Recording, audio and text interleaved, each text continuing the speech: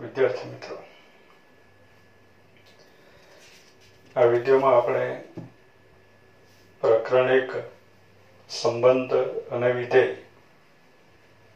એના એક અગત્યનો ટોપિક દ્વિક્રિયાનો અભ્યાસ કરશું. દ્વિક્રિયા એટલે કે બાઇનરી ઓપરેશન.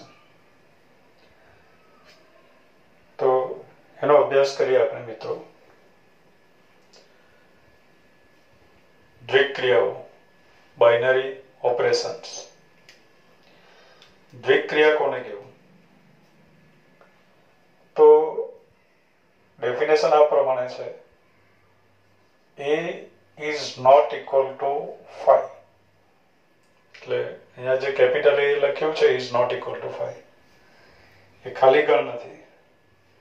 મીન્સ કે કેપિટલ એ કોઈ ગણ છે પણ ખાલી ગણ નથી. a is not equal to 5 માટે star from a cross a to a ને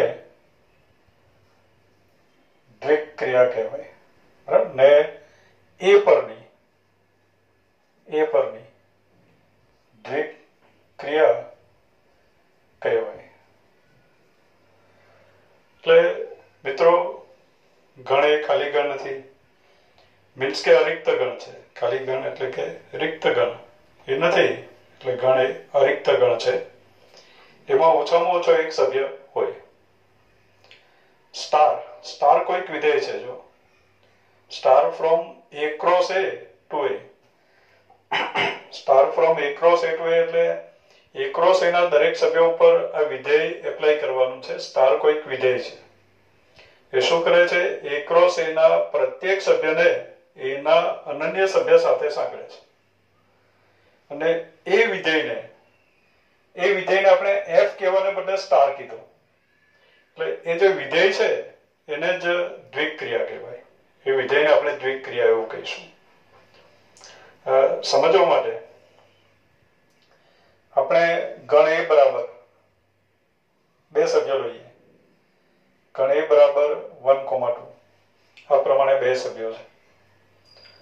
તો મિત્રો, a cross a બરાબર એવી તમામ ક્રમયુક્ત જોડોનો ગણ કે જેનો પ્રથમ ઘટક પણ ગણ એનો સભ્ય છે અને બીજો ઘટક પણ ગણ એનો સભ્ય છે. તો a cross a ના સભ્ય આવશે 1, 1, 1, 2, 2, 1 અને 2, 2. આ a cross a થયું. Star from a cross a to a. એટલે આપણે શું કરવું છે? a cross a ના સભ્યો પર સ્ટાર એપ્લાય કરીએ. સ્ટાર કોઈ વિધેય છે અને એ વિધેય શું કરે? a cross a ના પ્રત્યેક સભ્યને એના અનન્ય સભ્ય સાથે સાંકળે. તો એ વિધેયને એ પરની દ્વિક્રિયા છે એમ કેવું. દાખલા તરીકે a cross a, અહીંયા હું a cross a લઉં છું. a cross a તો a cross a માં 4 જોડ છે. 1, 1, 1, 2, 2, 1 અને 2, 2. આ a cross a છે. આ ગણ a છે. ગણ a માં બે સભ્ય છે 1, 2. તો મિત્રો, આ જે છે 1, 1 ને હું 1 સાથે સાંકળું, 1, 2 ને 1 સાથે સાંકળું, 2, 1 ને પણ 1 સાથે સાંકળી દઉં, 2, 2 ને પણ 1 સાથે સાંકળી દઉં, બધાને 1 સાથે સાંકળી દઉં. તો આ વિધેય કમ્પ્લીટ થઈ ગયું. આ વિધેય બની ગયું. તો આ વિધેય કેવું છે? તો કે a cross a થી a cross a પ્રદેશ છે એનો, એ સહપ્રદેશ છે. તો a cross a થી a પરનું વિધેય છે. તો આ જે વિધેય છે એ દ્વિક્રિયા છે. આ વિધેયને જ દ્વિક્રિયા કહેવાનું છે. એ દ્વિક્રિયા શું છે? તો કે એક વિધેય છે સ્પેશિયલ ટાઈપનું. સ્પેશિયલ ટાઈપમાં શું છે? તો કે પ્રદેશ a cross a છે અને સહપ્રદેશ a છે. દાખલા તરીકે n cross n 2n, r cross r 2r, એ ટાઈપના બધા જ વિધેય. પણ વિધેય કમ્પ્લીટ થવું જોઈએ. આ વિધેય કમ્પ્લીટ થઈ ગયું. a cross a ના પ્રત્યેક સભ્ય એનો અનન્ય સભ્ય સાથે સંકળાય છે એટલે વિધેય કમ્પ્લીટ. તો આ વિધેય દ્વિક્રિયા છે. તો અત્યારે જે વિધેય છે એ દ્વિક્રિયા છે. એટલે મિત્રો એવું નથી કે આ જ દ્વિક્રિયા છે. A cross A to A ટાઈપના જેટલા પણ વિધેય બનાવી શકાય એ બધા જ વિધેય દ્વિક્રિયા છે. આ પહેલી દ્વિક્રિયા છે. અત્યારે દ્વિક્રિયા આ પ્રમાણે છે. Star from A cross A to A. હવે આમ લખાશે સ્ટાર ઓફ, એમાં આગળ પણ થોડુંક અપડેટ કરવાનું છે ને, તો સ્ટાર ઓફ A, B બરાબર. હા, કેમ કે સ્ટાર શેની ઉપર એપ્લાય કરાય? A ક્રોસ એના પ્રત્યેક સભ્ય ઉપર સ્ટાર એપ્લાય કરાય. અને A ક્રોસ એનો દરેક સભ્ય ક્રમયુક્ત જોડ પ્રકારનો છે. સ્ટાર ઓફ A, B બરાબર સ્ટાર ઓફ A, B બરાબર 1 એમ લખી દો. તો આ વિધેય બની ગયું. વિધેય બની ગયું તો દ્વિક્રિયા છે. વિધેય કમ્પ્લીટ તો દ્વિક્રિયા બની ગઈ. કેમ? તો કે A cross A to A પરનું વિધેય છે, માટે આને દ્વિક્રિયા કહીશું. એટલે A cross A to A પરનું એક જ વિધેય બનશે એવું નહીં, એક જ દ્વિક્રિયા હોઈ શકે એવું નથી. હા, બીજા જેટલા પણ વિધેય આપણે બનાવી શકીએ. અત્યારે ખરેખર A cross A to A પર કેટલા વિધેયો બનાવી શકાય? તો વિધેયની સંખ્યાની ગણતરીનું સૂત્ર છે, એની સૂત્રની આપણે ચર્ચા ના કરીએ તો આગળ આપણે કોઈક વિડીયોમાં ચર્ચા કરશું એની. તો વિધેયની સંખ્યા એની ગણતરી કરવી હોય તો સહપ્રદેશના સભ્યોની સંખ્યા, ધ્યાનમાં રાખજો મિત્રો, કે વિધેયની સંખ્યાની ગણતરી કરવી હોય F from A to B, તો એના સભ્યોની સંખ્યા m હોય. કેમ હોય? m હોય. અને B ના સભ્યોની સંખ્યા n હોય. તો A થી B ના વિધેયોની સંખ્યા આવે n⁻m. આ વિધેયોની સંખ્યા n⁻m શું દર્શાવે? વિધેયોની સંખ્યા. એ વિધેયોની સંખ્યા છે. તો મિત્રો અહીંયા આ star A cross A to A, તો A ક્રોસ A માં 4 સભ્યો છે, A માં 2 સભ્યો છે, એટલે આપણને કેટલા વિધેય મળે? તો સહપ્રદેશના સભ્યોની જે સંખ્યા છે એની ઘાતમાં પ્રદેશના સભ્યોની સંખ્યા મૂકો. તો સહપ્રદેશના સભ્યોની સંખ્યા 2 છે, પ્રદેશના સભ્યોની સંખ્યા 4 છે, એટલે વિધેયોની સંખ્યા 2 ની 4 ઘાત બને. એટલે 2 ની 4 ઘાત વિધેય બને અને એ દરેક વિધેયને દ્વિક્રિયા કહેવાય. એટલે અત્યારે દ્વિક્રિયાની સંખ્યા કેટલી આવશે? તો કે જેટલા વિધેય બને એટલી જ દ્વિક્રિયા, દરેક વિધેયને દ્વિક્રિયા કહેવાય. આ વિધેય બની ગયું તો આ દ્વિક્રિયા છે. એટલે દ્વિક્રિયાની સંખ્યા કેટલી આવશે? 2 ની 4 ઘાત. એ દ્વિક્રિયાની સંખ્યા છે. દરેક વિધેયને દ્વિક્રિયા કહેવાનું છે. આ પહેલી દ્વિક્રિયા એક આપણે સમજવા માટે લઈ લીધી. હવે મિત્રો ધારો કે આપણે A ક્રોસ એના દરેક સભ્યને 2 સાથે સાંકળી દઈએ, બીજું વિધેય બની જાય. તો બીજું વિધેય બન્યું મીન્સ કે બીજી દ્વિક્રિયા. આ દ્વિક્રિયામાં વ્યાખ્યા અલગ છે, બરાબર? ઇમેજ માટેનું સૂત્ર અલગ છે. Star of AB is equal to 2. બીજી દ્વિક્રિયા. દાખલા તરીકે 1 1 અને 1 2 ને 1 સાથે સાંકળીએ, 2 1 અને 2 2 ને 2 સાથે સાંકળીએ, તો પણ વિધેય કમ્પ્લીટ થઈ ગયું, કારણ કે ગણ એનો દરેક સભ્ય ગણ B ના અનન્ય સભ્ય સાથે સંકળાય છે. મિત્રો ખ્યાલ આવે છે ને? જો અહીંયા A ક્રોસ A ફરીથી લખું છું, A ક્રોસ A 1 1 1 2 2 1 2 2. આ A ક્રોસ A છે. અહીંયા ગણ A લઈએ 1 2 1 1 1 2 2 1 2 2, બધાને 2 સાથે સાંકળી દઈએ તો આ પણ એક દ્વિક્રિયા છે. આ દ્વિક્રિયા કઈ છે? તો કે star from A cross A to A, star of A, B, star of A, B is equal to 2 આવે. દરેકની ઇમેજ 2 છે. તો આ બીજી દ્વિક્રિયા. દાખલા તરીકે આમ પણ લખી શકાય A ક્રોસ A ના સભ્યો, તો A ક્રોસ A ના સભ્યો 1 1 1 2 2 1 2 2. આ A ક્રોસ A ના સભ્યો છે. ગણ એના સભ્યો 2 સભ્યો છે, 1 2 1 1 અને 1 2 એને 1 સાથે સાંકળીએ, 2 1 અને 2 2 એને 2 સાથે સાંકળીએ. આ વિધેય છે. અહીંયા આ વિધેય છે સ્ટાર. તો આજે વિધેય બની ગયું એ કેવું બન્યું? Star from A cross A to A, star of A, B is equal to A. જે પહેલો ઘટક છે તે ઇમેજમાં છે, 1 1 ની અને 1 2 ની ઇમેજ 1 છે, 2 1 અને 2 2 ની ઇમેજ 2 છે.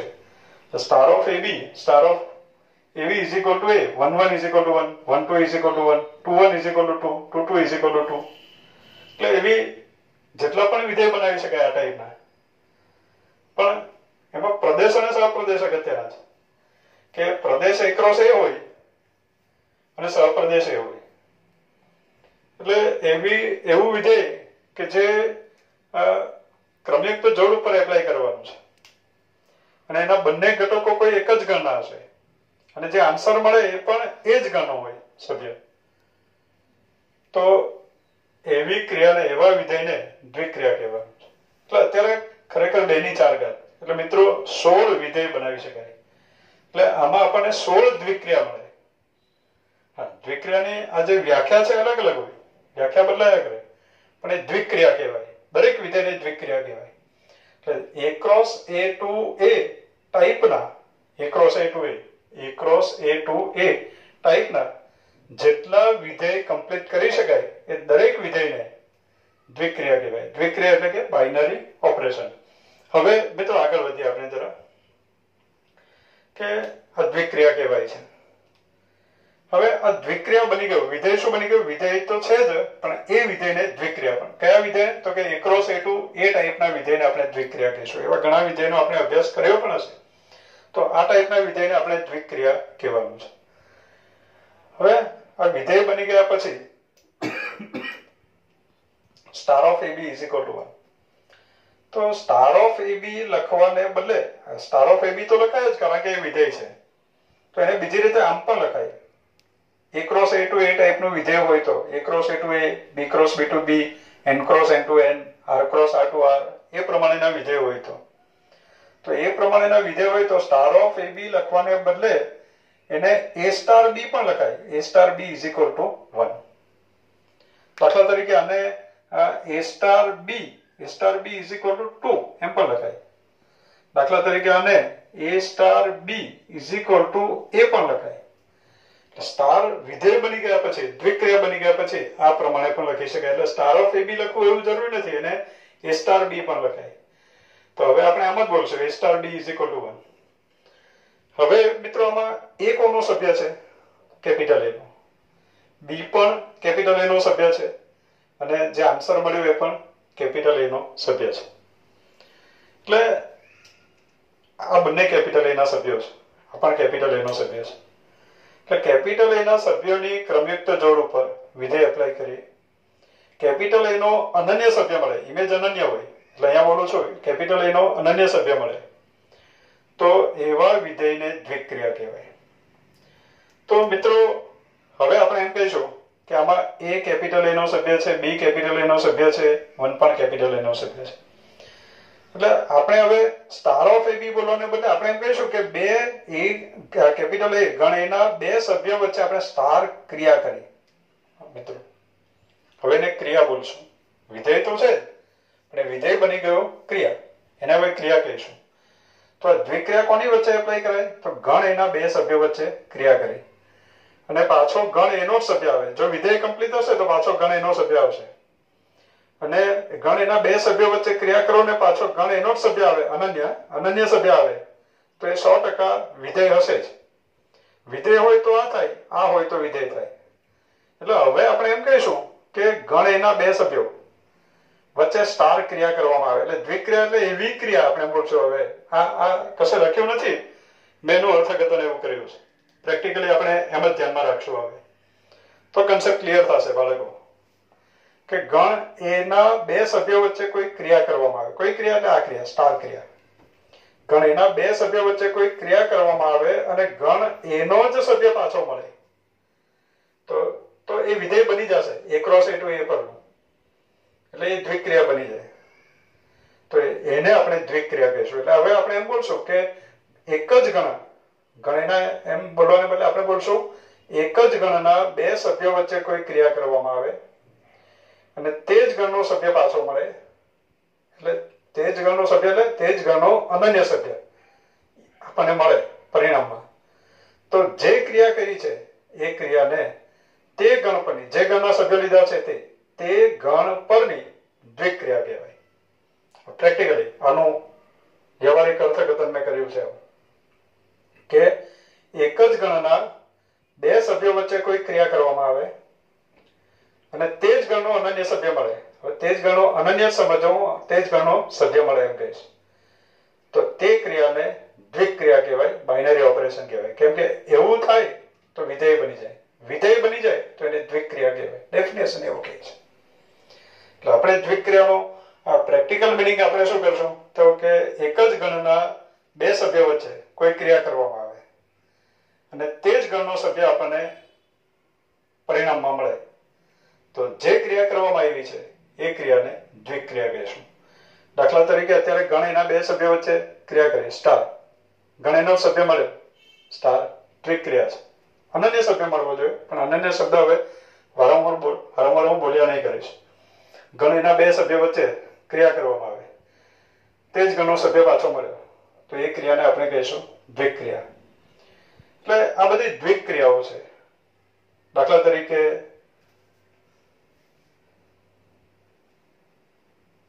તો મિત્રો આપણે દ્વિક ક્રિયા વ્યાખ્યાયિત કરી. આપણે સમજ્યા કે એક જ ગણના બે સભ્યો વચ્ચે કોઈ ક્રિયા કરવામાં આવે તે જ ગણનો સભ્ય પાછો મળે તો વિધેય કમ્પ્લીટ થઈ જાય. વિધેય કમ્પ્લીટ તો એને દ્વિક ક્રિયા કહેવાય. પણ આ ટાઈપનું વિધેય A ક્રોસ A2 એ ટાઈપનું વિધેય. હવે અહીંયા એક વિધેય વ્યાખ્યાયિત કરું. દાખલા તરીકે કોઈક વિધેય છે આપણી પાસે, હું લખું સ્ટાર, બરાબર, વિધેયનું નામ star, star from n cross n to n f of, બરાબર, f શેની ઉપર એપ્લાય કરાય? n ક્રોસ n ના સભ્ય ઉપર. તો અહીંયા લખાશે f of xy is equal two, કારણ કે n ક્રોસ n નો દરેક સભ્ય ક્રમયુક્ત જોડ પ્રકારનો છે અને એ ક્રમયુક્ત જોડનો પ્રથમ ઘટક પણ n નો સભ્ય છે, બીજો ઘટક પણ n નો સભ્ય છે. તો f ઓફ xy, f નથી અહીંયા, સ્ટાર છે, સ્ટાર ઓફ xy બરાબર ઇમેજમાં શું મળે તો કે x પ્લસ y મળે, x પ્લસ y મળે. તો મિત્રો આપણે જ્યારે ડેફિનેશન સમજાવી ત્યારે આપણે એમ પણ કીધું કે હવે સ્ટાર ઓફ xy જે છે એને જ આપણે x સ્ટાર y બોલશું, એને આપણે x સ્ટાર y બોલશું અને x સ્ટાર y એટલે x પ્લસ y. તો એનો મિનિંગ એવો થયો કે x અને y વચ્ચે જે ક્રિયા છે એ સ્ટાર છે પણ x અને y વચ્ચે તો સરવાળાની ક્રિયા છે. મીન્સ કે અત્યારે જે સ્ટાર છે એ જ પ્લસ છે. ક્લિયર? અત્યારે સ્ટાર શું છે? પ્લસ. એટલે પ્લસ શું છે? એક દ્વિક ક્રિયા. કેમ? તો કે આ વિધેય કમ્પ્લીટ છે એટલા માટે. n ક્રોસ n નો કોઈ પણ સભ્ય લો, એના બે સભ્યોનો સરવાળો કરશો તો n ક્રોસ n નો અનન્ય સભ્ય આપણને મળે જ. એટલે આ વિધેય કમ્પ્લીટ છે, આ વિધેય બની જાય છે. વિધેય બની જાય છે તો આ દ્વિક ક્રિયા બની ગઈ. એટલે આપણે એમ કહી શકીએ કે સ્ટારની જગ્યાએ હવે હું પ્લસ લખું કેમ કે સ્ટાર એ પ્લસ છે. એટલે આપણે જેને પ્લસ બોલીએ સરવાળો એ પણ એક દ્વિક ક્રિયા છે. તો અહીંયા સરવાળો જો પ્લસ, હવે હું પ્લસ લખું, પ્લસ ફ્રોમ, એટલે સમજી જાવ કે સ્ટારની જગ્યાએ અત્યારે પ્લસ છે. Star is plus, plus is star. તો અત્યારે પ્લસ એ કેવી ક્રિયા છે તો કે n cross n to n પરની ક્રિયા છે. n cross n to n પરની ક્રિયા પ્લસ છે. હવે plus of xy, plus of xy બોલે સારું નહીં લાગે મિત્રો. એટલે પ્લસ ઓફ xy એટલે જ અત્યારે શું છે? x plus y.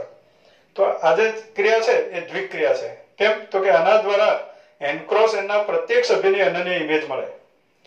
હવે આપણે ચેક કરવા માટે અનન્ય ઇમેજ મળે એ બધું નથી ચેક કરવું, આપણે ફક્ત એટલું બોલશું કે x અને y n ના સભ્યો છે તો n ના સભ્યો વચ્ચે પ્લસ ક્રિયા કરવાથી પાછો n નો સભ્ય આવે છે. n નો સભ્ય આવે છે તો વિધેય બની જાય છે. વિધેય બની જાય છે તો દ્વિક ક્રિયા છે. એટલે એમ કહેવાશે કે આ દ્વિક ક્રિયા છે કારણ કે આ વિધેય બની ગયું. વિધેય બની ગયું તો આ દ્વિક ક્રિયા છે. એટલે આપણે એમ કહીશું કે પ્લસ n પરની દ્વિક ક્રિયા છે. પ્લસ n પરની દ્વિક ક્રિયા છે. કારણ કે n ના બે સભ્યો વચ્ચે પ્લસ ક્રિયા કરો તો પાછો n નો અનન્ય સભ્ય મળે છે. એટલે પ્લસ એ n પરની, ઘણો પણ ઉલ્લેખ કરવો પડે મિત્રો. એટલે પ્લસ n પરની દ્વિક ક્રિયા છે. દાખલા તરીકે હું વાત કરું માઇનસ n પરની દ્વિક ક્રિયા છે. માઇનસ n પરની દ્વિક ક્રિયા નથી. માઇનસ n પરની દ્વિક ક્રિયા કેમ નથી? કારણ કે n n ના બે સભ્યો વચ્ચે માઇનસ ક્રિયા. આપણે સાદો જે મિનિંગ છે મેં રજૂ કર્યો કે એક જ ગણના બે સભ્યો વચ્ચે કોઈ ક્રિયા કરવામાં આવે અને તે જ ગણનો સભ્ય આપણને પાછો મળે પરિણામમાં, તો એવી ક્રિયાને દ્વિક્રિયા કહીશું, તે ગણ પરની. તો n ના બે સભ્યો વચ્ચે માઇનસ ક્રિયા કરીએ, 1 અને 1, 1 - 1 0, તો પાછો n નો સભ્ય નથી આવ્યો, પરિણામમાં 0 મળ્યો, જે n નો સભ્ય નથી, તો -n પરની દ્વિક્રિયા નથી. કારણ કે n ના બે સભ્ય વચ્ચે માઇનસ ક્રિયા કરવાથી પાછો n નો સભ્ય નહીં મળ્યો, એટલે minus from n cross n to n આ વિધેય બનશે નહીં. માઇનસ ઓફ xy બરાબર x - y, આ દ્વિક્રિયા નહીં બને, કારણ કે n ક્રોસ n નો સભ્ય 1 1 છે. 1 1 ઉપર એપ્લાય કરીએ 0 મળ્યો, 0 n નો સભ્ય નથી એટલે 1 1 ની આપણને ઇમેજ નહીં મળે. હવે પ્રદેશના કોઈ સભ્યની ઇમેજ ન મળે તો એ વિધેય બની શકે નહીં, એટલે આ વિધેય છે જ નહીં. વિધેય નથી તો દ્વિક્રિયા નથી. એટલે આપણે વિધેય પરથી થોડા સાઈડમાં આવતા રહીએ. વિધેય છે કે નહીં એને ચેક કરશું. આપણે એટલું ચેક કરશું કે એક જ ગણના બે સભ્યો વચ્ચે એ ક્રિયા કરીએ અને તે જ ગણનો સભ્ય પાછો મળે છે કે નહીં. જો મળી જાય તો દ્વિક્રિયા છે, ન મળે તો દ્વિક્રિયા નથી. મળી જાય તો વિધેય કમ્પ્લીટ થઈ જાય, માટે દ્વિક્રિયા છે. ડેફિનેશન થી અલગ નથી. ડેફિનેશન નો આપણે પ્રેક્ટિકલ સ્વરૂપ આપીએ છીએ. ન મળે તો વિધેય કમ્પ્લીટ નહીં થાય, માટે દ્વિક્રિયા નથી. દાખલા તરીકે -n પરની દ્વિક્રિયા નથી. -n પરની દ્વિક્રિયા નથી. +n પરની દ્વિક્રિયા છે, -n પરની દ્વિક્રિયા નથી. +z પરની દ્વિક્રિયા છે, તો તમે જ મિત્રો વિચારો, z ના બે સભ્યો વચ્ચે પ્લસ ક્રિયા કરો, સરવાળાની ક્રિયા કરો. બે પૂર્ણાંક સંખ્યા વચ્ચે સરવાળાની ક્રિયા કરો તો પાછો પૂર્ણાંક સંખ્યા મળે, એટલે કે z નો સભ્ય આપણને મળે. મીન્સ કે +z પરની દ્વિક્રિયા છે. q એટલે સમય સંખ્યા ગણ, +q પરની પણ દ્વિક્રિયા છે, કારણ કે q ના બે સભ્યો વચ્ચે પ્લસ ક્રિયા કરો તો પાછો q નો સભ્ય મળે, એટલે +q પરની પણ દ્વિક્રિયા છે. r ના બે સભ્યો વાસ્તવિક સંખ્યા, બે વાસ્તવિક સંખ્યા વચ્ચે પ્લસ ક્રિયા કરો, પ્લસ એટલે સરવાળાની ક્રિયા કરો તો પાછો r નો સભ્ય મળે, એટલે +r પરની દ્વિક્રિયા છે. એટલે આપણે એમ કહીશું કે પ્લસ સરવાળાની ક્રિયા, બરાબર, આ સાદો સરવાળાની ક્રિયા છે. +a n z q અને r પરની દ્વિક્રિયા છે. પ્લસ આ પ્રમાણે છે, n z q અને r પરની દ્વિક્રિયા છે. માઇનસ તો બે પ્રાકૃતિક સંખ્યા વચ્ચે માઇનસ ક્રિયા કરવાથી પાછો પ્રાકૃતિક સંખ્યા આવે એ જરૂરી નથી, એટલે -n પરની દ્વિક્રિયા નથી. પણ બે પૂર્ણાંક સંખ્યા વચ્ચે માઇનસ ક્રિયા કરો તો ફરીથી પાછી પૂર્ણાંક સંખ્યા જ પરિણામમાં મળે, એટલે -z પરની દ્વિક્રિયા છે, -q પરની પણ દ્વિક્રિયા છે અને -r પરની પણ દ્વિક્રિયા છે. એટલે આપણે એમ કહીશું કે માઇનસ સાદો જે બાદબાકીની ક્રિયા છે એ z q અને r પરની દ્વિક્રિયા છે. સાદી બાદબાકી જે સાદા બીજગણિતમાં આપણે ગણીએ છીએ, વાસ્તવિક સંખ્યાના બીજગણિતમાં, તો -z પરની દ્વિક્રિયા છે, q પરની દ્વિક્રિયા છે, r પરની દ્વિક્રિયા છે. પણ માઇનસ બાદબાકીની ક્રિયા એ n પરની દ્વિક્રિયા નથી. કારણ આપણે ચેક કરવા માટે હવે મિત્રો બહુ સરળ બાબત આપણે નક્કી કરી દીધી કે એક જ ગણના બે સભ્યો વચ્ચે ક્રિયા કરવાની, તે જ ગણનો અનન્ય સભ્ય મળે તો દ્વિક્રિયા છે, ન મળે તો દ્વિક્રિયા નથી. દાખલા તરીકે મલ્ટીપ્લિકેશન, ગુણાકાર, સાદો ગુણાકાર, તો બે પ્રાકૃતિક સંખ્યાનો ગુણાકાર પાછો પ્રાકૃતિક સંખ્યા જ આવે, એટલે n ના બે સભ્યો વચ્ચે ગુણાકારની ક્રિયા કરો પાછો n નો સભ્ય મળે, એટલે ગુણાકાર n પરની દ્વિક્રિયા છે. ગુણાકાર z પરની દ્વિક્રિયા પણ છે, કારણ ખબર પડી બે પૂર્ણાંક સંખ્યા વચ્ચે ગુણાકારની ક્રિયા કરો પાછો પૂર્ણાંક સંખ્યા જ મળે, એટલે ગુણાકાર z પરની પણ દ્વિક્રિયા છે, q પરની પણ દ્વિક્રિયા છે, r પરની પણ દ્વિક્રિયા છે. એટલે આપણે એમ કહીશું કે મલ્ટીપ્લિકેશન, ગુણાકાર એ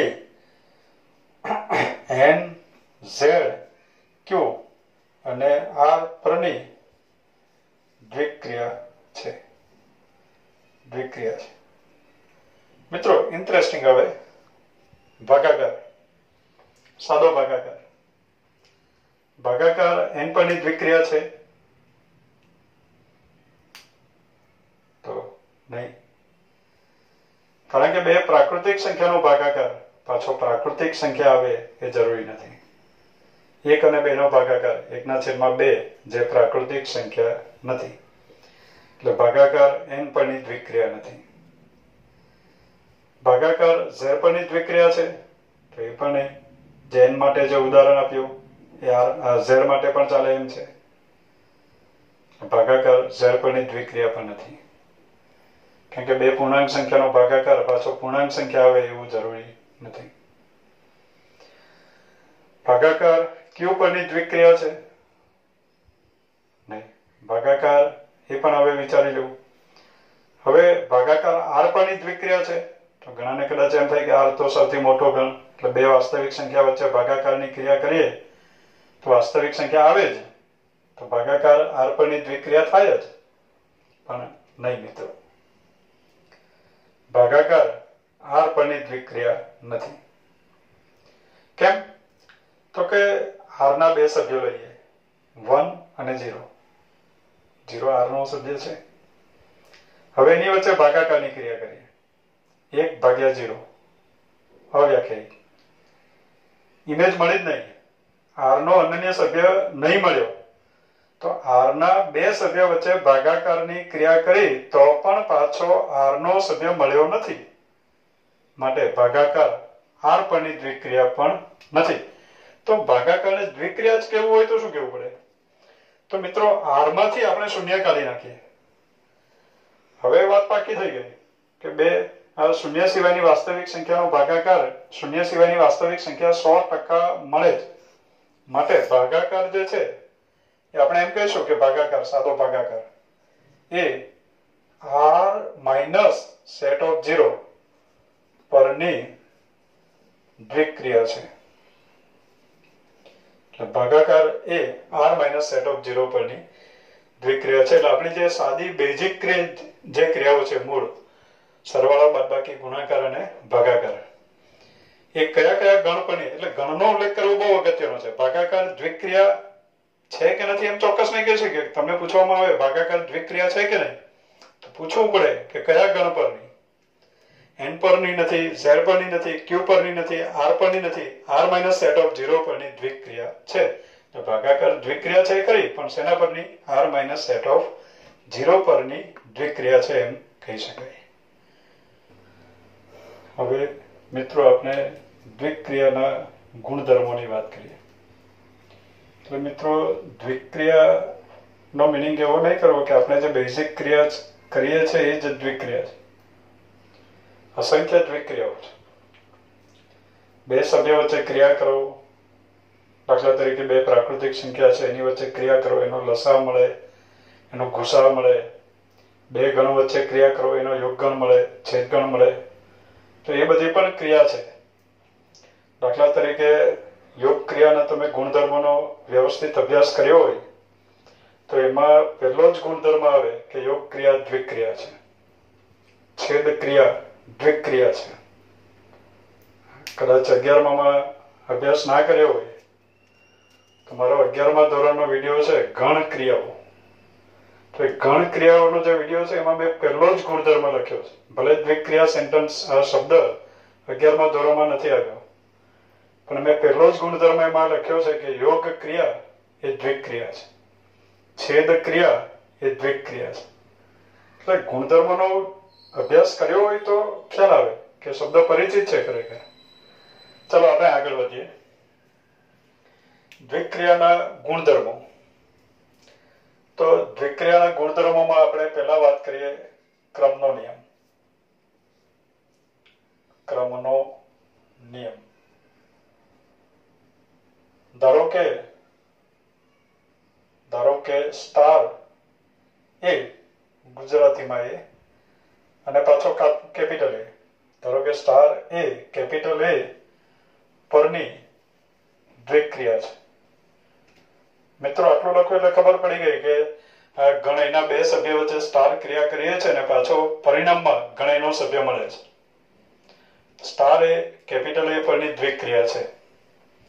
હવે કન્ડિશન, જો એ શરતનું પાલન થશે તો એમ કહેવાશે કે સ્ટાર ક્રમના નિયમનું પાલન કરે છે. સ્ટાર એટલે આ દ્વિક્રિયા ક્રમના નિયમનું પાલન કરે છે એમ કહેવાશે. દાખલા તરીકે કન્ડિશન કે ધારો કે સ્ટાર એ કેપિટલ એ પરની દ્વિક્રિયા છે. ફોર એવરી ખાસ અગત્ય for every a b belongs to capital A માટે, એટલે ગણેના દરેક સભ્ય માટે, અમુક સભ્ય માટે શરતનું પાલન થઈ જાય એટલે ક્રમના નિયમનું પાલન કરે છે એમ નહીં કહેવાય. For every a b belongs to capital A માટે એ સ્ટાર બી બરાબર બી સ્ટાર એ થાય. For every a b belongs to capital A માટે એ સ્ટાર બી બરાબર બી સ્ટાર એ થાય તો સ્ટાર ક્રમના નિયમનું પાલન કરે છે એમ કહેવાય. ક્રમના નિયમનું પાલન કરે છે એમ કહેવાય. અથવા તો ક્રમના નિયમનું પાલન કરે છે એને જ એમ પણ કહેવાય બીજી રીતે કે સ્ટાર સમક્રમી છે એમ પણ કહેવાય. એટલે પહેલા તો કન્ડિશન કે સ્ટાર દ્વિક્રિયા હોવી જરૂરી છે. પછી for every small a b belongs to capital A માટે સ્ટાર બી બરાબર બી સ્ટાર એ થાય. દાખલા તરીકે આપણને ખબર છે, સાદા સરવાળાની વાત કરીએ, પ્લસ. અત્યારે જો હું ઉદાહરણ આપી રહ્યો છું, પ્લસ માઇનસ ગુણાકાર ભાગાકાર, એ ઉદાહરણ તરીકે લઈ રહ્યો છું. એ સિવાયની પણ ઘણી બધી ક્રિયાઓ હોય, પણ એ ઉદાહરણ કદાચ આપણી NCERT ની જે બુક છે એમાં દાખલા સ્વરૂપે પણ આપ્યા છે. એટલે આ બરાબર સમજી લો તો દાખલા પણ ઈઝી છે. એટલે પ્લસ એ n પરની દ્વિક્રિયા છે, આપણને ખબર છે n પરની દ્વિક્રિયા છે, આપણે સમજ્યા. પ્લસ n પરની દ્વિક્રિયા છે, સાદો સરવાળો n પરની દ્વિક્રિયા છે, કારણ કે n ના બે સભ્યો વચ્ચે પ્લસ ક્રિયા કરો પાછો n નો સભ્ય પરિણામમાં મળે. હવે મિત્રો આપણને ખબર છે કે for every a b belongs to capital n, capital n ના દરેક સભ્યો એટલે પ્રત્યેક પ્રાકૃતિક સંખ્યા માટે, એ અને બી શું છે? કોઈ પણ પ્રાકૃતિક સંખ્યા. તો કોઈ પણ પ્રાકૃતિક સંખ્યા માટે આપણને ખબર છે કે a પ્લસ બી બરાબર બી પ્લસ એ થાય જ. માટે એમ કહેવાય કે પ્લસ એ n પરની જે દ્વિક્રિયા છે પ્લસ એ સમક્રમી છે અથવા તો ક્રમના નિયમનું પાલન કરે છે એમ કહેવાય. ક્લિયર? n ના પ્રત્યેક સભ્ય માટે, બરાબર, કેપિટલ એ ના પ્રત્યેક સભ્ય માટે કન્ડિશન ખાસ આવડવી જોઈએ. For every a b belongs to capital A માટે કન્ડિશન, દાખલા ગણશું ત્યારે આપણે કન્ડિશન લખશું. For every a b belongs to capital A માટે એ સ્ટાર બી બરાબર બી સ્ટાર એ થાય તો સ્ટાર સમક્રમી છે એમ કહેવાય, અથવા તો ક્રમના નિયમનું પાલન કરે છે એમ કહેવાય. હવે મિત્રો આપણને ખબર છે કે માઇનસ n પરની દ્વિક્રિયા નથી, પણ આપણે બોલ્યા કે z પરની દ્વિક્રિયા તો છે, કે માઇનસ z પરની દ્વિક્રિયા છે, માઇનસ z પરની દ્વિક્રિયા છે. હવે for every a b belongs to capital A belongs to z માટે z પરની દ્વિક્રિયા છે. તો આપણને ખબર છે કે a માઇનસ b બરાબર b માઇનસ a એવું થતું નથી. ખરેખર દરેક માટે થવું જોઈએ. અહીંયા તો એકાદ માટે થાય કે બંને સભ્યો સરખા લો તો થાય, બાકી ના થાય. દાખલા તરીકે 1 માઇનસ 2 -1 આવે અને 2 માઇનસ 1 1 આવે. એટલે માઇનસ ક્રમના નિયમનું પાલન કરતો નથી. એટલે માઇનસ z પરની દ્વિક્રિયા છે. દરેક એ બી બિલોંગ્સ ટુ n માટે, દરેક માટે થાય તો સમક્રમી છે એમ કહેવાય. એકાદ માટે પણ નહીં થાય તો સમક્રમી નથી. તો આપણે એમ કહી દઈશું કે આપણને જોડ મળી ગઈ કે 1 minus 2 is not equal to 2 minus 1. ક્રમ બદલવાથી પરિણામ બદલાઈ જાય છે. પરિણામ બદલાય નહીં તો એ સમક્રમી છે. અત્યારે બદલાઈ જાય છે એટલે માઇનસ સમક્રમી નથી. ગુણાકાર n પરની દ્વિક્રિયા છે મિત્રો, અને ગુણાકારમાં આપણને ખબર છે ગુણાકાર n પરની દ્વિક્રિયા છે. ગુણાકારમાં શું થાય છે? For every a b belongs to n માટે a into b બરાબર b into a થાય છે. એટલે એમ કહેવાશે કે ગુણાકાર સમક્રમી છે, ભાગાકાર સમક્રમી નથી. એટલે કન્ડિશન આપણે યાદ રાખજો કે for every AB belongs to capital A માટે A સ્ટાર B બરાબર B સ્ટાર A થાય તો સ્ટાર સમક્રમી છે એમ કહેવાય. હવે મિત્રો આગળ બીજા ગુણધર્મની આપણે વાત કરીએ. બીજો ગુણધર્મ આવે દ્વિક્રિયાનો બીજો ગુણધર્મ જૂથનો નિયમ. કે પહેલા તો ડેફિનેશનમાં એ લખાય ધારો કે સ્ટાર A પરની દ્વિક્રિયા છે. ધારો કે સ્ટાર A કેપિટલ A પરની દ્વિક્રિયા છે. સ્ટાર કેપિટલ A પરની દ્વિક્રિયા છે. હવે કન્ડિશન લખું છું, કઈ શરતનું પાલન કરે તો જૂથના નિયમનું પાલન કરે એમ કહેવાય. તો for every ABC belongs to capital A માટે જૂથના નિયમ માટે 3 સભ્યો લેવા પડે. તો for every ABC belongs to capital A માટે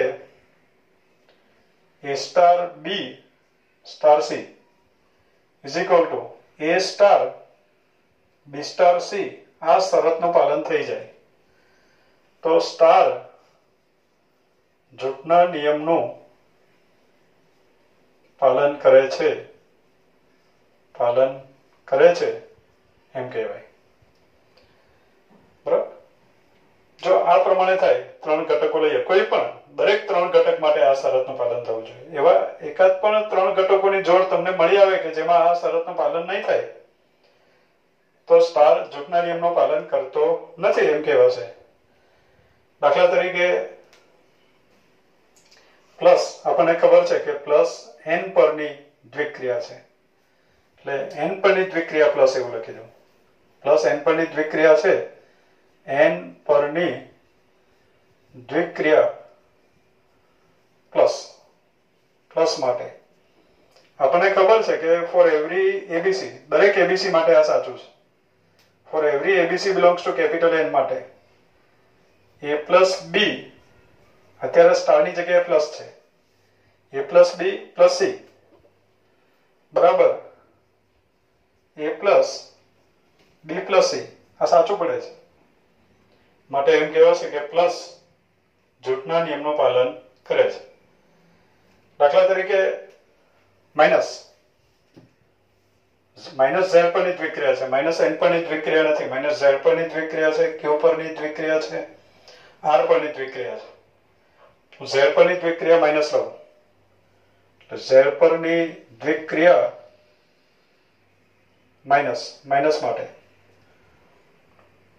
તો z પરની દ્વિક્રિયા માઇનસ માટે આપણને ખબર છે મિત્રો કે દાખલા તરીકે હું લખું કે 1 - 2 - 3 અને 1 - 2 - 3 કૌંસ બદલી નાખીએ તો એ સાચું નથી, કારણ કે 1 - 2 - 3 એટલે -4 આન્સર આવ્યો. 2 - 3 - 1 1 + 1 2 થઈ ગયો. આમાં માઇનસ કોમન લીધા પછી અંદર પ્લસ કરવું પડે એટલે આ સાચું નથી. એટલે એમ કહેવાશે કે માઇનસ જૂથના નિયમનું પાલન કરતો નથી. એમ ગુણાકાર, સાદો ગુણાકાર જૂથના નિયમનું પાલન કરે છે. ભાગાકાર r - સેટ ઓફ 0 પરની દ્વિક્રિયા છે, આપણે આગળ સમજ્યા. પણ ભાગાકાર જૂથના નિયમનું પાલન કરતો નથી. એટલે આ મૂળ બેઝિક ક્રિયાઓની આપણે વાત કરીએ છીએ કે આ જૂથના નિયમનું પાલન કરે છે નથી કરતો એની વાત કરીએ છીએ આપણે. હવે આગળ સમજીએ આપણે. આગળ મિત્રો આગળનો ગુણધર્મ નંબર 3 તટસ્થ ઘટક. Identity element. ક્રમનો નિયમ એટલે commutative law,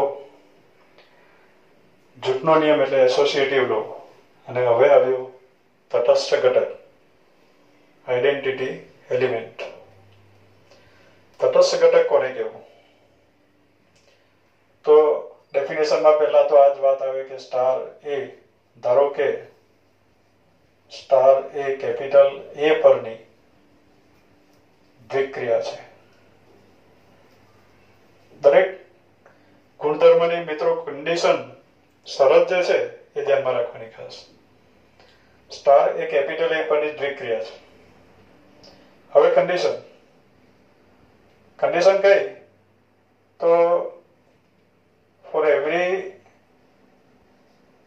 a belongs to capital A માટે for every a belongs to capital A માટે e belongs to capital A મળે કે જેથી a star e બરાબર e star a બરાબર a થાય તો e ને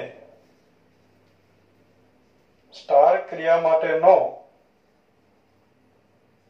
તટસ્થ ઘટક કહેવાય. તટસ્થ ઘટક કોને કહેવું? તો ધારો કે સ્ટાર એ પરની દ્વિક્રિયા છે.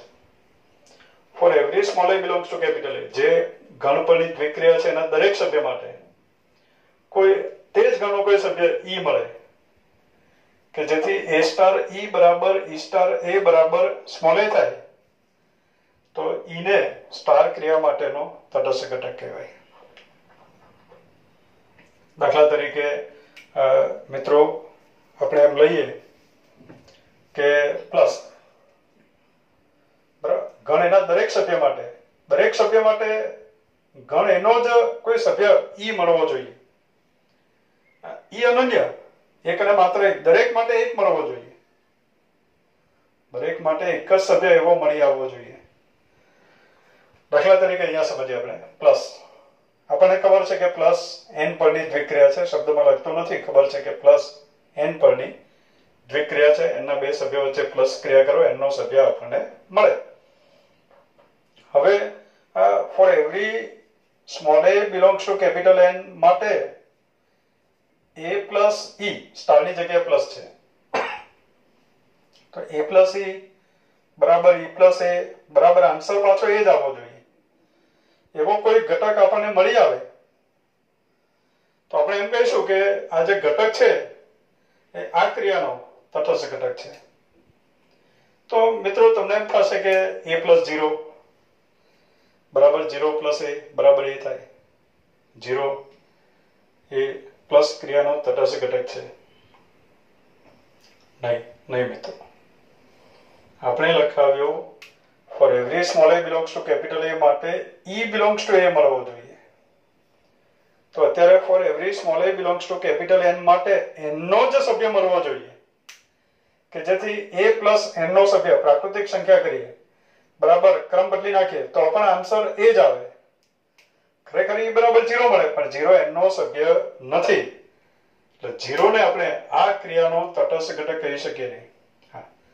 એટલે આપણે બોલીએ છીએ કે સરવાળાની ક્રિયાનો તટસ્થ ઘટક 0 છે પણ n પરની દ્વિક્રિયા સરવાળો હોય તો એના તટસ્થ ઘટકનું અસ્તિત્વ નથી.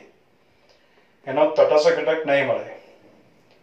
એમ કહેવામાં આવે કે z પરની દ્વિક્રિયા પ્લસ z પરની દ્વિક્રિયા પ્લસ z પરની પણ દ્વિક્રિયા છે તો ત્યારે આપણે કહી શકીએ કે for every small a belongs to z માટે કન્ડિશન ખાસ સ્પીડમાં બોલાવવું જોઈએ સેન્ટેન્સ કે for every small a belongs to capital A માટે a સ્ટાર e બરાબર e સ્ટાર a બરાબર a થાય તો e ને સ્ટાર ક્રિયા માટેનો તટસ્થ ઘટક કહેવાય.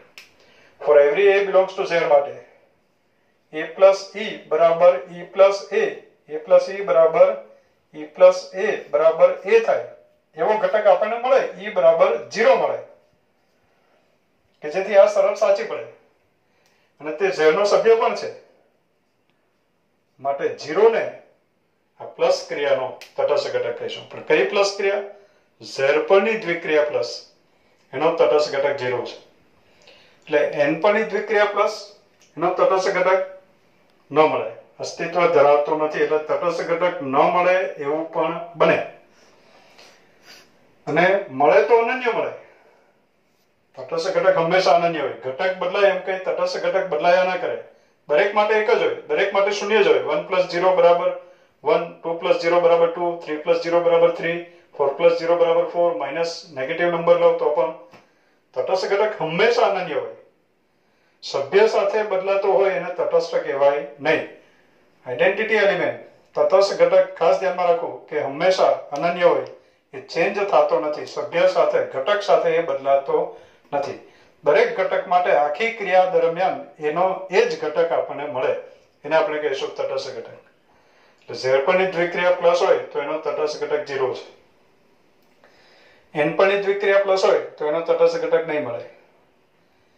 ક્યુ પરની દ્વિક્રિયા પ્લસ હોય તો એનો તટસ્થ ઘટક 0 છે. આર પરની દ્વિક્રિયા પ્લસ તો એનો તટસ્થ ઘટક 0 છે. સાદો ગુણાકાર એન પરની દ્વિક્રિયા ગુણાકાર મલ્ટીપ્લિકેશન તો એનો તટસ્થ ઘટક છે 1. ઝેડ પરની દ્વિક્રિયા ગુણાકાર એનો પણ તટસ્થ ઘટક છે 1. એટલે ગુણાકારની ક્રિયાનો તટસ્થ ઘટક 1 છે. ભાગાકારની ક્રિયા તો ભાગાકારની ક્રિયામાં તટસ્થ ઘટક નહીં મળે, કે ભાગાકારમાં ક્રમના નિયમનું પાલન થતું નથી. ભાગાકારની ક્રિયામાં ક્રમના નિયમનું પાલન થતું નથી. હા, બાદબાકીની ક્રિયા માઇનસ ક્રિયા આપણે વાત કરી, માઇનસમાં પણ ક્રમના નિયમનું પાલન થતું નથી. એટલે ત્યાં પણ તટસ્થ ઘટકનું અસ્તિત્વ નથી. કેમ કે 1 - 0 કરો 1 આવે, પણ 0 - 1 કરો 1 નહીં આવે. ક્રમ બદલો તો પણ પાછો એ આન્સરમાં મળી આવવો જોઈએ. તો ત્યાં તટસ્થ ઘટકનું અસ્તિત્વ છે. અને અગત્યની બાબત એ કે તટસ્થ ઘટક હંમેશા અનન્ય હોય. એક અને માત્ર એક ઘટક બદલાય એમ તટસ્થ ઘટક કોઈ પણ સંજોગોમાં બદલાતો નથી. આગળનો ગુણધર્મ મિત્રો વ્યસ્ત ઘટક. વ્યસ્ત ઘટક ઇન્વર્સ એલિમેન્ટ. વ્યસ્ત ઘટક કોને કહેવાય? તો એના માટે ડેફિનેશનમાં આપણે લખી દઈએ, ધારો કે સ્ટાર એ કેપિટલ એ પરની દ્વિક્રિયા છે. સ્ટાર એ કેપિટલ એ પરની દ્વિક્રિયા છે તથા E belongs to capital A તટસ્થ ઘટક છે. તટસ્થ ઘટક છે. એનો મિનિંગ એવો થયો મિત્રો, જે સ્ટાર ક્રિયા માટે તટસ્થ ઘટકનું અસ્તિત્વ ન હોય તેના માટે વ્યસ્ત ઘટકની વાત કરી શકાય નહીં. એટલે વ્યસ્ત ઘટક પણ અવ્યાખ્યાયિત છે. વ્યસ્તની વાત જ નહીં કરી શકાય, એની વ્યાખ્યા જ નથી. વ્યાખ્યા ક્યારે છે? તટસ્થ ઘટકનું અસ્તિત્વ હોય તો. E belongs to A તટસ્થ ઘટક છે. હવે કન્ડિશન ફોર એવરી સ્મોલ એનો વ્યસ્ત ઘટક B. તો એના માટે કન્ડિશન એવું છે કે A belongs to capital A. For every નથી. A belongs to capital A માટે B belongs to capital A મળે કે જેથી. એટલે દરેક માટે મળે જેવું જરૂરી નથી. Small a belongs to capital A માટે B belongs to A મળે કે જેથી A સ્ટાર B કરીએ બરાબર B સ્ટાર A કરીએ બરાબર તટસ્થ ઘટક E. આ શરતનું પાલન થાય, આ પ્રમાણે થાય તો B ને એનો વ્યસ્ત ઘટક કહેવાય. તેને સંકેતમાં કોને? B ને એનો વ્યસ્ત ઘટક કહેવાય. તેને મીન્સ કે B ને સંકેતમાં A ઇન્વર્સ વડે દર્શાવાય. એટલે આ જે B છે, B ને જ આપણે A ઇન્વર્સ કહેવાય. દાખલા તરીકે આપણે એમ કહીએ કે સાદો સરવાળો. આપણે અત્યારે મુખ્ય બેઝિક ક્રિયાઓ જે છે આપણી પાસે એની ચર્ચા કરીએ છીએ. દાખલા તરીકે પ્લસ n પરની દ્વિક્રિયા છે, પણ એ n પરની દ્વિક્રિયા જે પ્લસ છે એના તટસ્થ ઘટકનું અસ્તિત્વ નથી. એટલે કોઈ પણ ઘટકના વ્યસ્તની ચર્ચા કરી શકાય નહીં. એટલે વ્યસ્ત વ્યાખ્યાયિત નથી, કોઈ પણ ઘટકનો વ્યસ્ત નહીં મળે. તટસ્થ મળે તો જ વ્યસ્તની ચર્ચા કરી શકાય.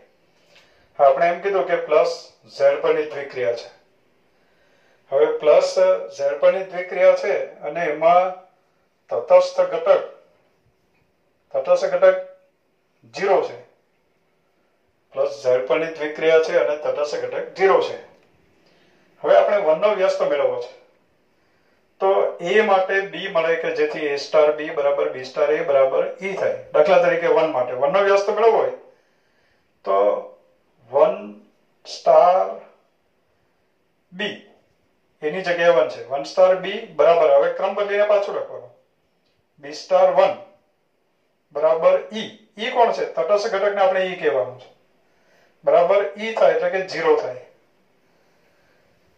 તો b ને 1 નો વ્યસ્ત કહેવાય. હવે 1 સ્ટાર, સ્ટાર એટલે પ્લસ, 1 પ્લસ b બરાબર b પ્લસ 1 બરાબર 0 ઇમ્પ્લાઇઝ. હવે b ની જગ્યાએ -1 લખીએ તો આ આખી શરત સાચી પડી જાય. એટલે b બરાબર -1. b ને શું કહેવાનું છે? તો b ને તો a નો વ્યસ્ત કહેવાય. અત્યારે a ની જગ્યાએ 1 છે તો b ને 1 નો વ્યસ્ત કહેવાય. એટલે 1 નો વ્યસ્ત એટલે 1 ઇન્વર્સ ઇઝ ઇક્વલ ટુ અત્યારે 1 છે. 1 inverse is equal two b. b બરાબર -1 છે. એટલે 1 નો વ્યસ્ત -1 છે.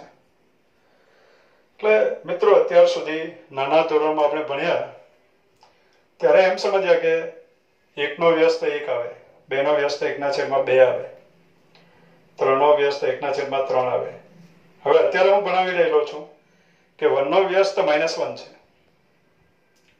દાખલા તરીકે આ રીતે ગણશો તમે તો 2 નો વ્યસ્ત -2 આવશે, 3 નો વ્યસ્ત -3 આવશે, 4 નો વ્યસ્ત -4 આવશે, -4 નો વ્યસ્ત 4 આવશે, બરાબર, -5 નો વ્યસ્ત 5 આવશે. તો વ્યસ્ત એટલે આપણને એમ કે 1/માં લખો એટલે વ્યસ્ત મળે. નહીં, વ્યસ્ત એટલે સાથે ક્રિયાનો પણ ઉલ્લેખ કરવો પડે. એટલે એમ કહેવાય કે 1 નો સરવાળાની ક્રિયાનો વ્યસ્ત -1 છે, પણ સરવાળાની ક્રિયા એ પણ ઝેડ પરની. તો 1 નો સરવાળાની ક્રિયાનો વ્યસ્ત -1 છે, 2 નો સરવાળાની ક્રિયાનો વ્યસ્ત -2 છે, 3 નો સરવાળાની ક્રિયાનો વ્યસ્ત -3 છે, 4 નો સરવાળાની ક્રિયાનો વ્યસ્ત -4 છે. એટલે આ સરવાળાની ક્રિયાનો વ્યસ્ત, દાખલા તરીકે આપણે આમ બોલીએ છીએ 1 નો સરવાળાની ક્રિયાનો વ્યસ્ત, સરવાળાની ક્રિયા માટેનો વ્યસ્ત બરાબર -1. અને આ સરવાળાની ક્રિયા માટેનો વ્યસ્ત બરાબર એ શબ્દ સમૂહ માટે એક શબ્દ, આપણે બીજું પણ લખીએ 2 નો સરવાળાની ક્રિયા માટેનો વ્યસ્ત -2, 3 નો સરવાળાની ક્રિયા માટેનો વ્યસ્ત -3.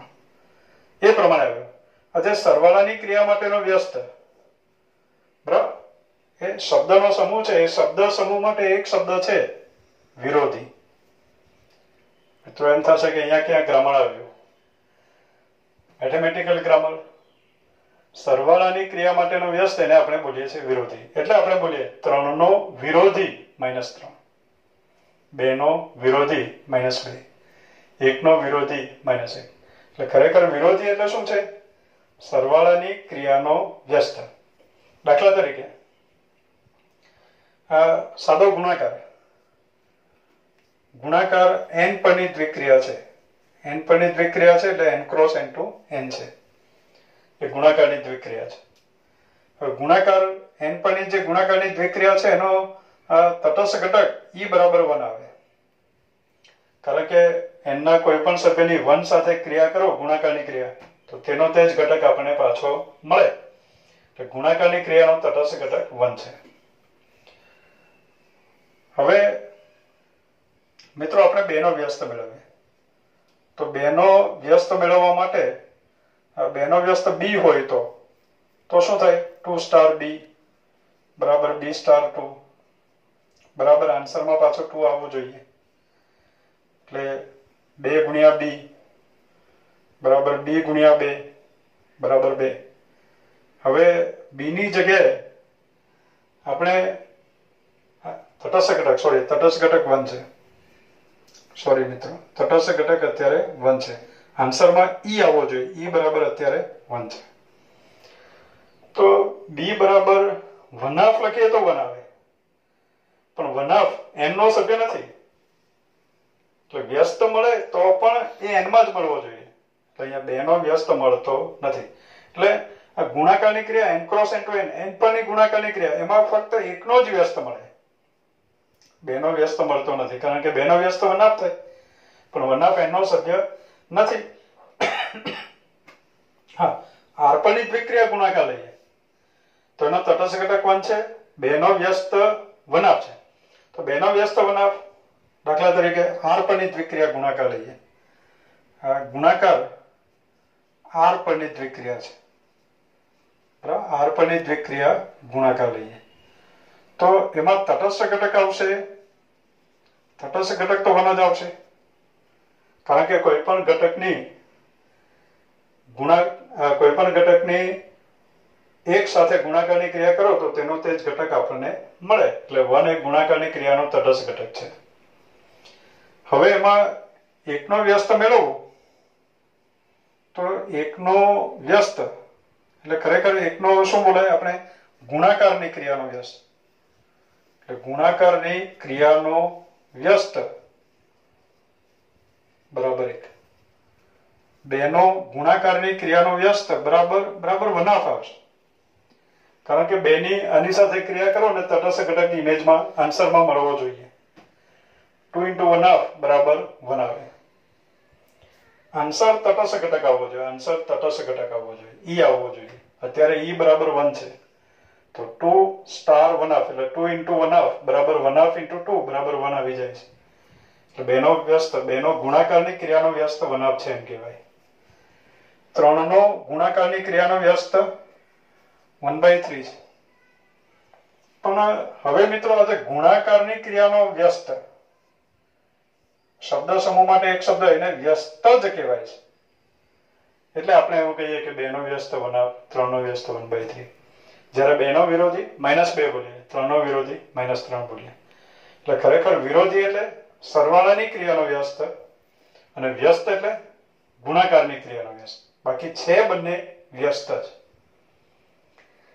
હવે મિત્રો બીજી વાત જ્યારે આપણે તટસ્થ ઘટક સમજાવ્યું ત્યારે આપણે એમ કીધું કે સમગ્ર ક્રિયા માટે અને કોઈ પણ ઘટક લો તટસ્થ ઘટક હંમેશા એક અને માત્ર એક જ મળે ઘટક બદલાય એમ તટસ્થ ઘટક બદલાતો નથી જ્યારે વ્યસ્ત ઘટકનું શું હોય તો જો અહીંયા n પરની દ્વિક્રિયા આપણે લીધી તો એમાં એકનો વ્યસ્ત 1 મળે પણ 2 નો વ્યસ્ત નહીં મળે 3 નો વ્યસ્ત નહીં મળે 4 નો વ્યસ્ત નહીં મળે એટલે વ્યસ્ત ઘટકમાં શું થાય કોઈક ઘટકનો વ્યસ્ત મળે કોઈકનો ન પણ મળે અત્યારે દાખલા તરીકે આપણે ભાગાકારની ક્રિયા ગુણાકારની ક્રિયામાં જ આપણે બોલીએ છીએ કે 2 નો વ્યસ્ત 1/2 0 નો વ્યસ્ત ન મળે એમ આપણે બોલીએ છીએ એ r પરની દ્વિક્રિયા ગુણાકારની વાત છે ગુણાકાર r પરની દ્વિક્રિયા હોય તો એમાં તટસ્થ ઘટક 1 છે હવે 0 નો વ્યસ્ત નહીં મળે 2 નો વ્યસ્ત 1/2 3 નો વ્યસ્ત 1/3 એટલે 0 નો વ્યસ્ત નથી મળતો અન્ય બધાના વ્યસ્ત મળે છે એટલે વ્યસ્ત ઘટકનું શું હોય એ મળે કોઈ ઘટકનો વ્યસ્ત મળે અથવા ન પણ મળે હવે મિત્રો અગત્યની બાબત જે સેન્ટેન્સ બોલી રહેલો છું તો કોઈ ઘટકનો વ્યસ્ત મળે અથવા કોઈ ઘટકનો વ્યસ્ત ન પણ મળે હવે મિત્રો વ્યસ્ત મળે તો તે અનન્ય જ મળે એક અને માત્ર એક જ હોય એવું પણ જરૂરી નથી એ ક્રિયા ઉપર આધાર રાખશે કોઈ ઘટકને એક જ વ્યસ્ત મળે એવું પણ બને કોઈ ઘટકને એક કરતા વધારે વ્યસ્ત મળે એવું પણ બને એટલે વ્યસ્ત મળે અથવા ન પણ મળે તો એક વ્યસ્ત મળે એવું પણ બને એક કરતા વધારે વ્યસ્ત મળે એવું પણ બની શકે કદાચ લાસ્ટ જે સેન્ટેન્સો છે કે વ્યસ્ત મળે એનો વ્યસ્ત ગુણાકારમાં 1/2 છે 3 નો વ્યસ્ત 1/3 છે સરવાળાની ક્રિયા હોય તો 2 નો વ્યસ્ત -2 છે 3 નો વ્યસ્ત -3 છે એ બધું આપણે જોયું તો અત્યાર સુધી આપણે તમને એમ જ હશે કે વ્યસ્ત એક અને માત્ર એક જ હોય. તો આપણું છેલ્લું જે સેન્ટેન્સ છે, સમય મળે, તક મળે તો એનો પણ આપણે વિડીયો મૂકશું. તક મળે તો બરાબર, કે કોઈક ઘટકનો વ્યસ્ત મળે, કોઈક ઘટકનો વ્યસ્ત ન પણ મળે. મળે તો એક જ મળે એવું જરૂરી નથી. બરાબર, અમુક ઘટકને એક કરતા વધારે વ્યસ્ત પણ મળી શકે.